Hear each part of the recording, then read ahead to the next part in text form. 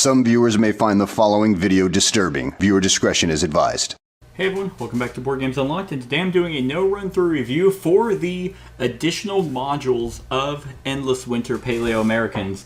And this is kind of going to be a catch-all for basically all the modules that aren't expansions. So this is going to be over the Aurora Borealis, the Canine Familiars, the Ceremonial Grounds, the Mammoth, the Glaciers, and the Rest Tokens. So all of those is where this review is going to be over, and then you can go check out the other videos for the other actual expansions of Endless Winter.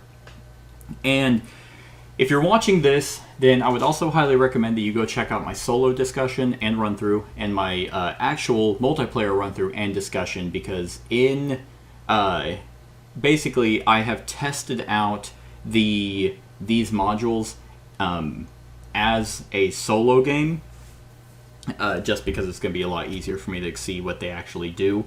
But I also we kind of mentioned that in the just core game of Endless Winter, we were curious at how the modules would, enhance or hinder the game. And I gotta say that I'm so happy to say that the modules, just the additional ones, not even the big ones, enhance the game significantly, both in multiplayer and also as solo, because there's just so much. And with all these modules, like I just got done playing a game where all of them were in. So the Aurora Borealis, the Canine Familiars, the Ceremonial Grounds, Mammoth, Rest Tokens, and Glacier Tokens, all of those added in felt like it just fit. Like, it didn't feel overwhelming. It didn't feel like, oh, I forgot about that, or, so I didn't even touch it. No, I used everything. And I used everything to my advantage, as did the bot, for the most part. And we'll talk about kind of how it deals with some of the modules. But in my run through for the solo variant, for example, I think I just broke over 100, and the bot didn't. And with all these modules coming in, it was a much closer game. And I didn't change the difficulty or anything. Like, my final score ended up being 144. This is the one I just played, to 126. Like, that is extremely close, because of the advantages that the bot was given, as well as myself. So, let's go ahead and talk about, well, let's see, which one is my least favorite? I mean, I don't know. I think they are all extremely powerful, and they all can be utilized in a different way that makes them all good.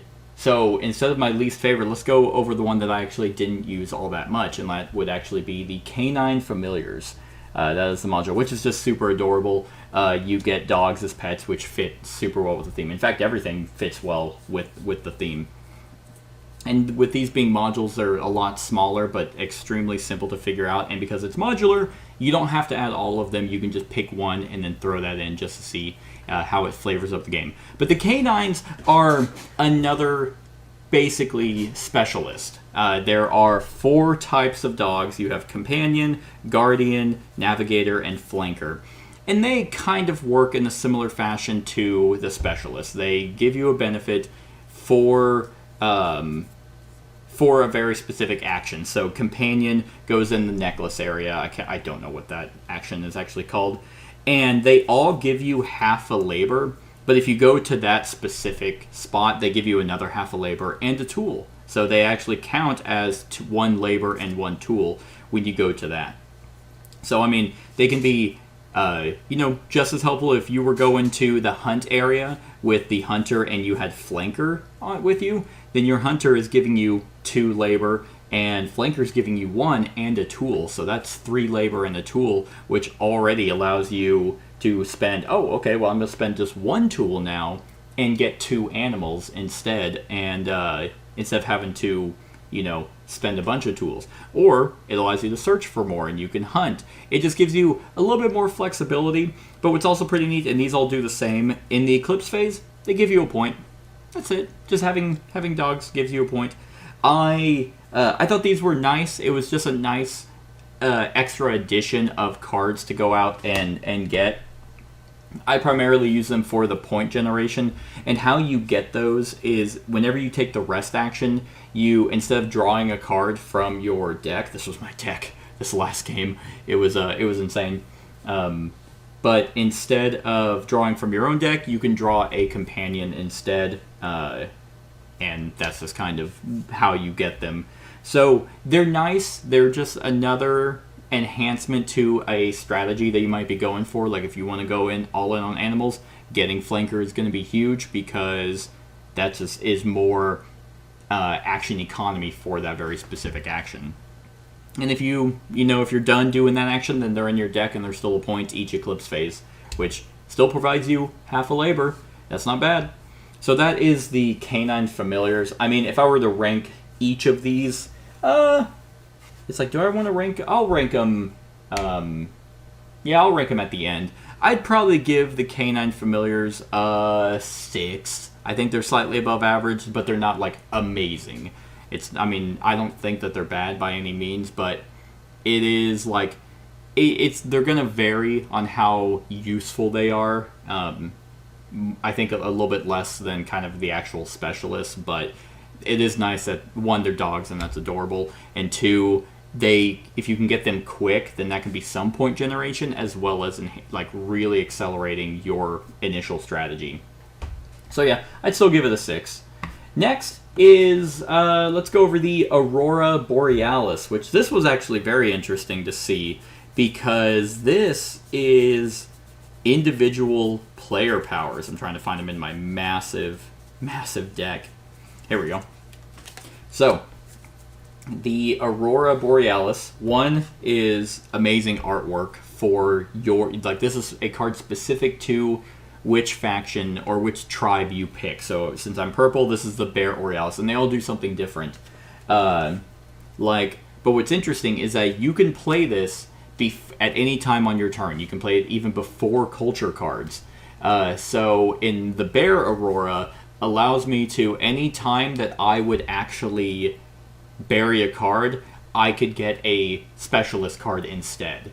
And this happens not once, but any time you do it on your turn till the end of turn discard. So if you have a ton of ways to bury cards, like if you were going to get some awesome bury ability by putting Megalith down and then playing a culture card that lets you bury, then you could really accelerate your deck a lot. I mean, especially with the Bear Aurora.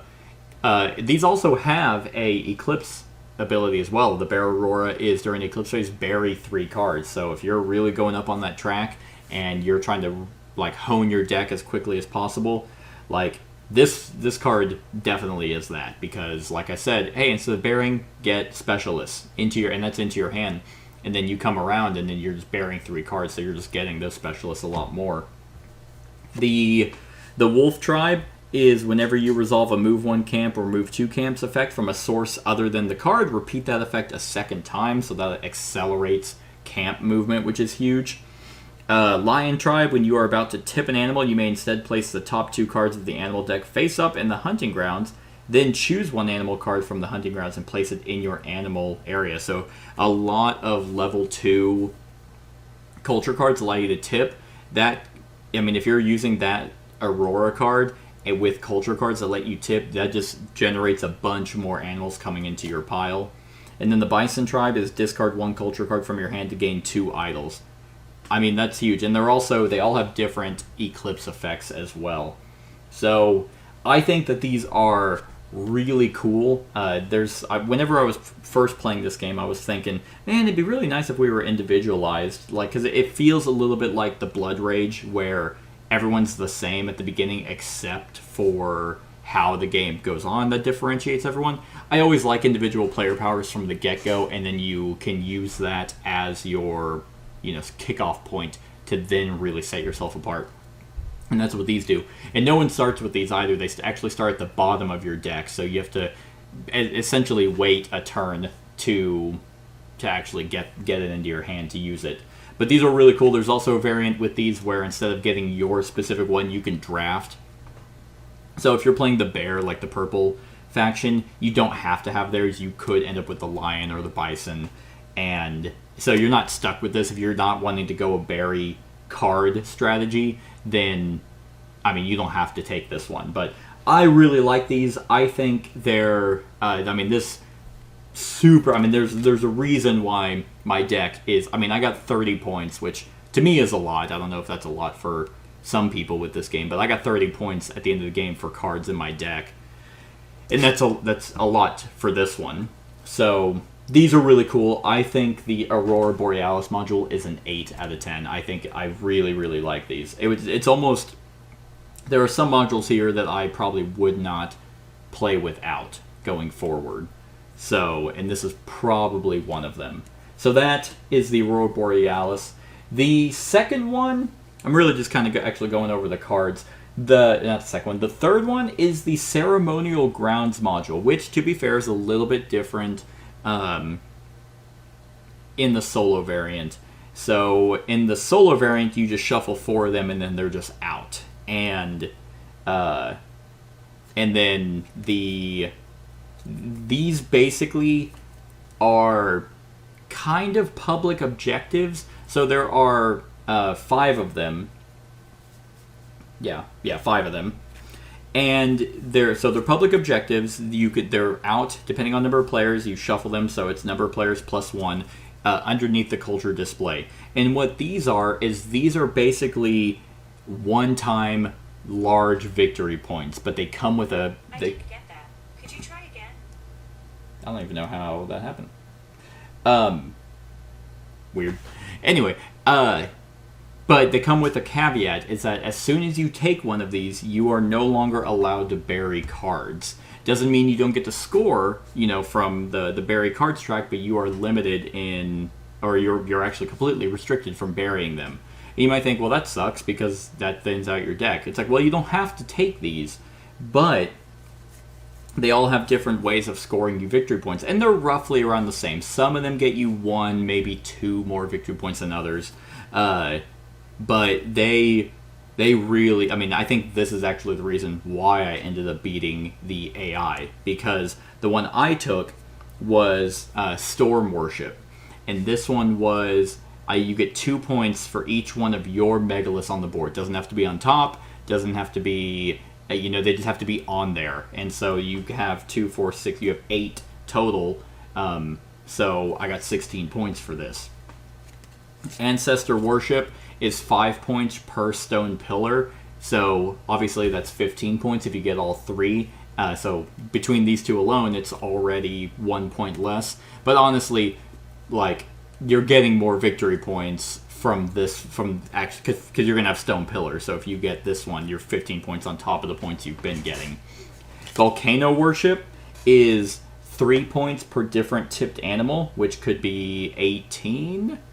Yeah, I think that could be 18 if you had one of each tipped, so that's 18. Sun Worship is 1 point per tool and food you have. So if you got that whenever you had everything maxed out, that's 15 points. On top of, if you have that at the end of the game, and you're maxed out on the offering track, that's a 30-point swing. And then last is Earth Worship, 3 points for per village and 1 point per tent. So that is I think 14 points. So 14 points there.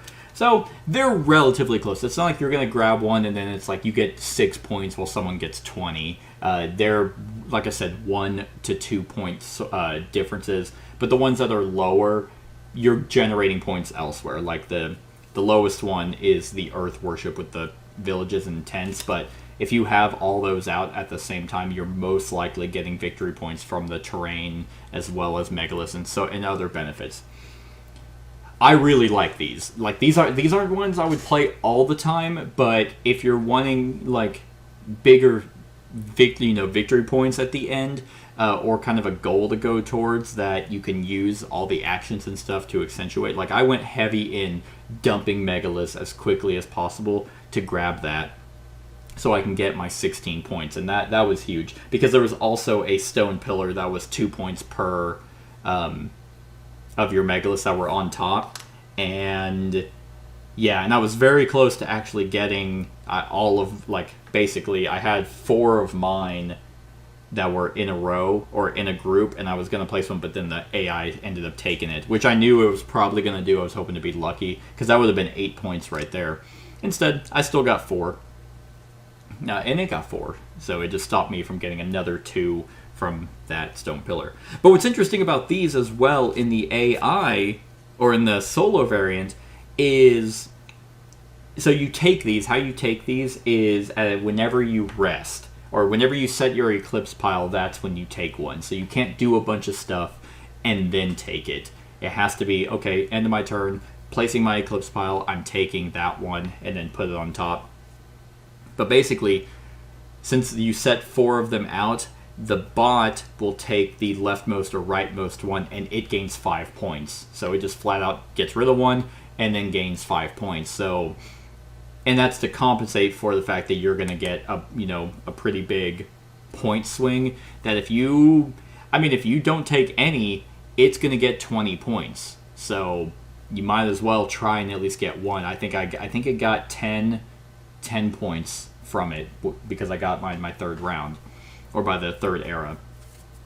So, and I like that. Like, that's fine, because if you're paying attention, you're like, okay, like the one I happened to get was right in the middle, so I had some leeway, but it was still getting 10 points. Like, that's a difference of 126 to 116, and the fact that I got 16 points. What did I say? 16 points.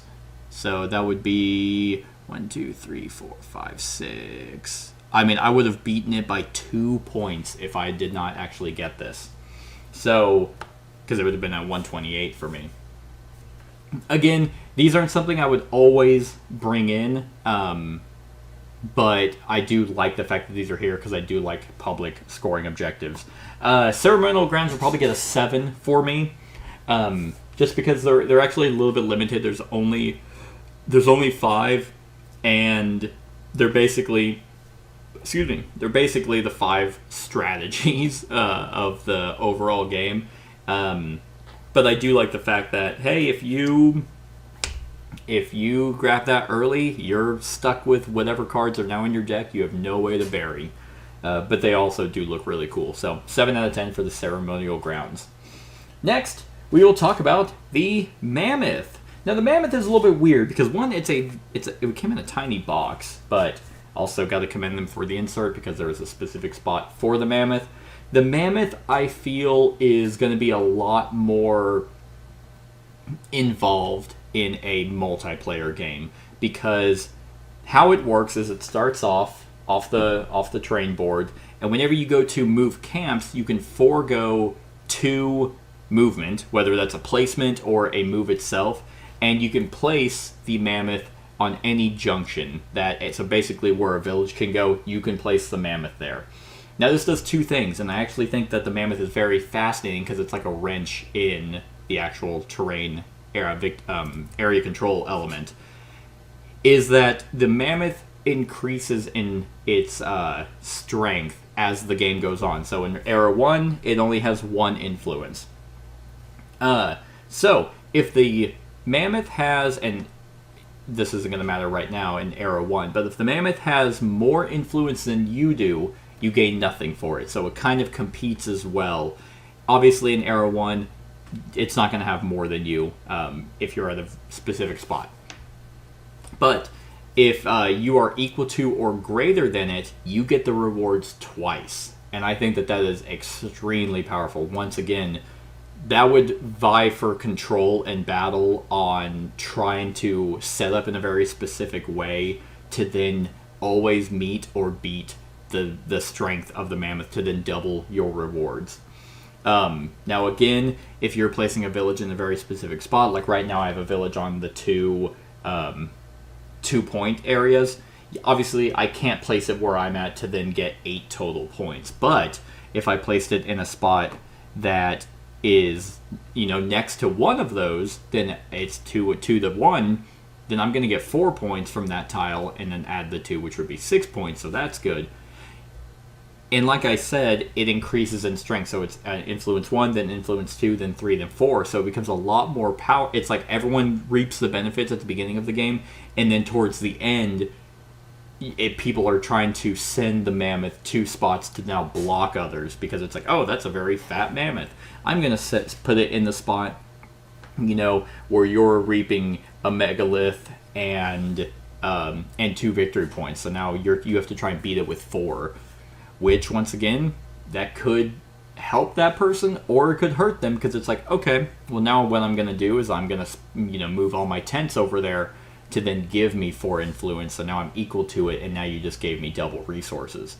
So the mammoth, once again, extremely simple to add to the game. And I really like the element that it adds to the train board, because while there's already some kind of battling for area control, and you can kind of sneak in and stop someone. It's like, okay, you had 2 influence, I had 2 influence, now I'm going to put in 2 cams to make it 4 to 2, so you're not going to reap that benefit. Instead of doing that, you could use your tents elsewhere, try and use this stone pillar that gives you a point for each tent on a different terrain. You can try and go for that, and then send the mammoth off to actually block. So there's a lot more tactile nature with the mammoth. And I like the fact that it doubles benefits and also has kind of a hindrance side to it. I think the mammoth is also a 7. I think it's a really good small module to add. The AI does use it, is that basically every time it can't build a tent, wherever the inner tents are, wherever they move to, you basically draw a line through the starting tile, and then it goes on the junction on the direct opposite of that. So it basically will keep the mammoth in the relatively inner circle. But there were multiple times where it moved and it blocked me, and I was like, well, that sucks. But once again, it's not like you have any weird movement rules to follow like that. You just have to spend 2 movement, put on any empty juncture. So it's extremely clean with the bot as well. At least it uses it. I like that, instead of you just putting it in a spot and always getting benefits. It will actively move it around. So I think the mammoth, is a 7 out of 10. Next, we have the two base game modules. So these came with, I don't know if it was the Kickstarter stuff or whatever. These are kind of extra, whereas the rest tokens and Glacier tokens are base game modules. So let's go over the rest tokens, which ignore the AI. The AI doesn't do anything with them. I also really like the rest tokens. They actually incentivize you to want to rest, and maybe rest before other players. So essentially, these are just a one-time bonus for the first person to rest. So in this case, hey, it's a culture card. That's a free culture card. Like, whenever you rest, in between or whenever you want to draw a card or draw a canine card if they're also out, and tip an animal, you get to take that benefit. In that case, it's, hey, culture card, then that tile gets flipped and put at the bottom, and no one gets any rest benefit for that round. So you're only going to see 4 of them throughout the game. Well, that's not entirely true, because you might not want what's there, so you could put it at the bottom and then take the top one. But they're all, obviously good. Culture card, placing a tent and moving a tent twice, placing a megalith was huge, flipping and drawing a animal, and then getting a specialist. So I thought that those were so simple to add, but also like very helpful. It's like, man, I don't want to go to the spot that gives me a culture card. I want to go hunt. Oh, actually, I might rest. Just because resting also helps you in the eclipse phase. So if there's a culture card that you really want, that it might benefit you for future turns, you might rest as your first action just to grab that benefit and get an extra card and flip an animal. Like, I think that allows that people aren't resting at the end of their turn. Like, it incentivizes others to rest, kind of whenever, for such a simple add-on. And then, like I said, the bot ignores them completely, so it doesn't do anything because it doesn't rest. So yeah, honestly, it's so small, but it amplifies other strategies so much more. I think I'm gonna give the rest tokens an 8. Like I just like how clean they are, and it gives you pause for thought when you're thinking out your turns. So I think they're awesome. And then last but not least, the Glacier Tokens. Now these are also very cool because they're once again ways for you to try and strategize with the terrain board more than you would originally think. So the way, because the glacier tiles in the base game, when you don't use those, do nothing. I mean, there is a stone pillar that gives you 2 points for each or for having a village touch a terrain tile. That's it. Otherwise, they're just in the way and don't do anything. However, now they do. They are these tokens that whenever you place a tent on it or move through it or whatever, it flips. And then now, whoever places a village on the juncture that touches that glacier tile will get that benefit. And like I said, I mean, a lot of these modules, these smaller ones that are added, just accelerate the game and make every action or strategy a lot more powerful, and this does that also. And it's also nice that it's like, well, I really want to touch this one for 2 points and that one for 2 food, but there's an iceberg there or a glacier there and that doesn't do anything. Well, now it does. And so, like the ones that are in this case, it's like you might want to touch these 2 junctures because this one lets you draw 2 cards. And that's not part of like an eclipse phase or anything like that. It is just you, as soon as you place a tent on that spot, it's a one-time bonus. But it's not the first person to do it, which I also like. It is anyone who builds on that will reap that benefit. So you might go to a spot and be like, ooh, I would like to draw 2 cards right now. And in this case, I might get to go up on a track and place a megalith. So that's a win-win spot right there for me. One of these is a culture card. Another is a specialist card. One is just max out your food. So I think that these are really awesome. These would be a module that I would not play without, just because it's so simple to add, but yet is strategic whenever you're dealing with this terrain board. Because I mean, this is not really all that complex. The benefits you get are, benefits you get anywhere else, but now there's more you're incentivized to go out and place your villages in areas you might not have originally thought of in the first place. So, and then the bot in the solo variant, they actually reap the benefits as well, which was a large part of it probably getting as many points as it did, because the way where it built just happened to be in spots that like maxed out its food, and because it has all of its tents out, that was at the top, so that allowed it to also get stone pillars. And then because it was maxed out, it